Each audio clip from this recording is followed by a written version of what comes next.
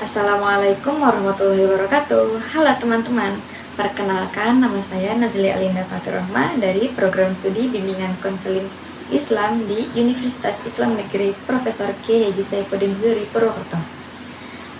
Pada video kali ini saya akan menyampaikan tentang mengapa bullying terhadap anak berkebutuhan khusus itu masih sering terjadi. Teman-teman, pernah nggak sih kalian melihat anak berkebutuhan khusus itu diejek, dijauhi, ditertawakan, atau bahkan diperlakukan berbeda hanya karena mereka tidak sama dengan kebanyakan orang? Sayangnya, hal seperti itu masih sering terjadi di lingkungan sekolah maupun masyarakat. Banyak orang yang menganggap bahwa bullying terhadap anak berkebutuhan khusus hanyalah candaan biasa, padahal hal itu bisa berdampak sangat besar terhadap kesehatan mental, kepercayaan diri, dan bahkan masa depan mereka. Jadi, melalui video ini, saya ingin mengajak kita semua untuk memahami mengapa bullying terhadap anak berkebutuhan khusus sering terjadi dan bagaimana seharusnya kita bersikap agar tercipta lingkungan yang lebih inklusif dan ramah bagi semua anak. Jadi teman-teman, bullying terhadap anak berkebutuhan khusus masih menjadi masalah yang cukup serius saat ini. Menurut UNESCO, anak-anak penyandang disabilitas memiliki resiko yang jauh lebih tinggi untuk menjadi korban bullying dibandingkan teman sebayanya yang tidak memiliki disabilitas. Mereka sering menjadi sasaran ejekan, pengucilan, intimidasi, hingga kekerasan fisik karena dianggap berbeda. Di Indonesia sendiri, masih banyak ditemukan kasus perundungan terhadap anak berkebutuhan khusus, baik di sekolah inklusi maupun di lingkungan sosial. Bentuknya itu bisa berupa mengejek cara bicara mereka, mentertawakan kondisi fisik mereka, mengucilkan dari kelompok bermain, menolak berteman, dan bahkan menyebarkan julukan yang merendahkan. Padahal, setiap anak memiliki hak yang sama untuk merasa aman, dihargai, dan mendapatkan pendidikan yang layak. Jadi teman-teman, apa sih itu bullying? Nah, bullying sendiri adalah perilaku menyakiti orang lain yang dilakukan dengan secara sengaja dan terjadi secara berulang kali, baik itu secara fisik, verbal, sosial, maupun melalui media digital. Nah, contoh dari bullying sendiri bisa seperti mengejek kondisi seseorang, menghina atau memberikan julukan yang buruk, mengucilkan dari kelompok bermainnya, mengancam atau bahkan sampai menakut-nakuti, dan menyebarkan informasi yang memalukan yang terkadang tidak sesuai dengan kenyataan yang ada. Lalu, siapa sih itu anak berkebutuhan khusus? Nah, mari kita dalami sekarang. Jadi, anak berkebutuhan khusus itu adalah anak yang memiliki karakteristik atau kebutuhan tertentu yang berbeda dari kebanyakan anak pada umumnya. Ini saya akan menyebutkan beberapa contoh anak berkebutuhan khusus yang mungkin sudah terdengar familiar di lingkungan teman-teman. Contohnya seperti anak autisme, lalu ada anak Down syndrome, ada anak tunarungu, tunanetra, tunawicara.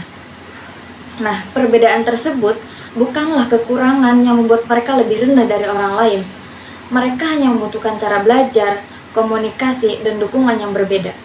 Adanya perbedaan bukan berarti menunjukkan mereka tidak memiliki kelebihan yang bisa kita hargai. Lalu, mengapa bullying terhadap anak berkebutuhan khusus masih sering terjadi di lingkungan masyarakat? Dan di sini ada beberapa faktor yang mempengaruhinya. Yang pertama, kurangnya pengetahuan dan pemahaman. Nah, banyak orang yang belum memahami apa itu anak berkebutuhan khusus. Jadi, ketika orang itu melihat ada seseorang yang berperilaku berbeda, mereka akan langsung menganggapnya aneh atau bahkan lucu.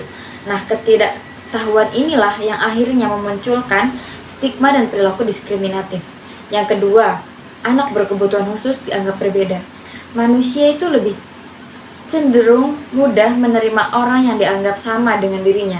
Jadi ketika ada anak dengan cara belajar, cara berbicara, atau berinteraksi itu berbeda, nah sebagian orang akan menganggap perbedaan tersebut sebagai alasan untuk mengejek atau menjauhi. Padahal adanya perbedaan adalah hal yang wajar dalam kehidupan sosial. Yang ketiga, kurangnya empati. Empati adalah kemampuan memahami dan merasakan apa yang dirasakan oleh orang lain.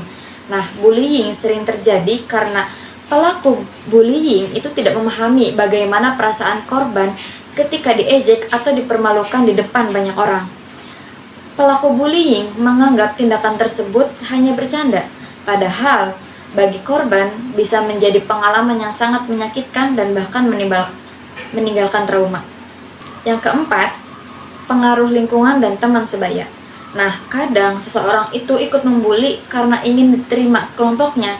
Jadi ada satu orang yang membuli, lalu mengajak teman-teman yang lainnya untuk ikut membuli, sehingga mereka menjadi takut dianggap berbeda jika tidak ikut mengejek korban. Akibatnya, pelaku bullying yang awalnya hanya dilakukan oleh satu orang, akhirnya bisa diikuti oleh banyak orang, dan itu bisa berakibat fatal terhadap korban.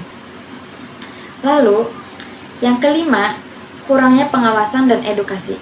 Nah, bullying itu sering berkembang ketika lingkungan sekolah maupun masyarakat kurang memberikan edukasi tentang keberagaman, toleransi, dan penghargaan terhadap perbedaan.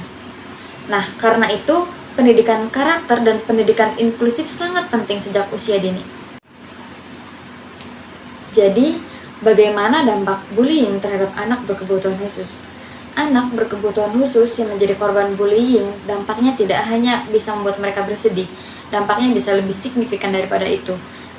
Antara lain seperti menurunkan rasa percaya diri anak, menimbulkan kecemasan dan ketakutan, membuat anak enggan untuk pergi ke sekolah, menurunkan prestasi belajarnya, menyebabkan stres dan trauma psikologis, dan menghambat perkembangan sosial anak.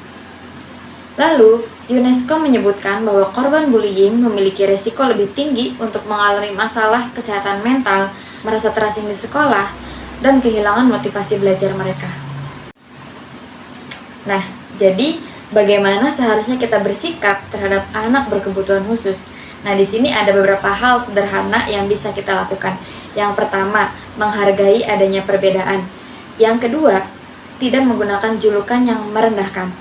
Yang ketiga, mengajak anak berkebutuhan khusus untuk bermain dan berinteraksi bersama. Yang keempat, membela korban bullying ketika melihat tindakan bullying yang terjadi, baik itu di sekolah maupun di lingkungan sosial. Yang kelima, mempelajari kondisi dan kebutuhan anak berkebutuhan khusus secara mendalam. Yang keenam, menumbuhkan empati serta sikap saling menghormati satu sama lain. Dengan langkah sederhana yang sudah kita lakukan, maka diharapkan lingkungan yang inklusif itu dapat tercipta. Seperti yang kita ketahui, guru BK atau konselor memiliki peran penting dalam mencegah adanya bullying terhadap anak berkebutuhan khusus. Peran dari guru BK dan konselor antara lain, yang pertama, memberikan edukasi tentang keberagaman dan inklusi kepada siswa. Yang kedua, menyelenggarakan program pencegahan bullying di sekolah. Yang ketiga, memberikan layanan konseling kepada korban bullying agar mampu mengatasi dampak psikologis yang dialaminya. Yang keempat, membantu pelaku bullying memahami kesalahan perilakunya dan mengembangkan empati dalam dirinya. Yang kelima, menjadi mediator antara siswa, guru, dan orang tua untuk menciptakan lingkungan sekolah yang aman dan nyaman. Nah, melalui layanan bimbingan dan konseling, sekolah dapat membantu membangun budaya saling menghargai dan menghormati adanya perbedaan di lingkungan sekitar. Nah, teman-teman, anak berkebutuhan khusus bukanlah anak yang harus kita kasihani atau kita jauhi. Mereka adalah individu yang memiliki hak yang sama seperti kita, sama untuk dihargai, diterima, dan mendapatkan kesempatan untuk bisa berkembang. Bullying terhadap anak berkebutuhan khusus sering terjadi karena kurangnya pemahaman, empati, dan penghargaan terhadap perbedaan. Maka, perubahan itu bisa terjadi dimulai dari diri kita sendiri. Mari berhenti mengejek, berhenti mengucilkan, dan mulai membangun lingkungan yang lebih ramah bagi semua orang. Karena setiap anak berhak untuk merasa aman, diterima, dan dihargai. Jika bukan kita yang melakukan itu, lalu siapa lagi? Nah, terima kasih yang sudah menyimak sampai akhir. Semoga video ini bermanfaat. Kurang lebihnya mohon maaf. Wassalamualaikum warahmatullahi wabarakatuh.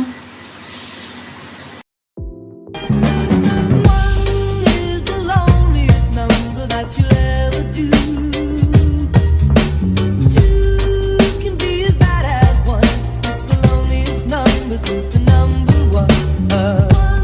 is the loneliest number that you'll ever do.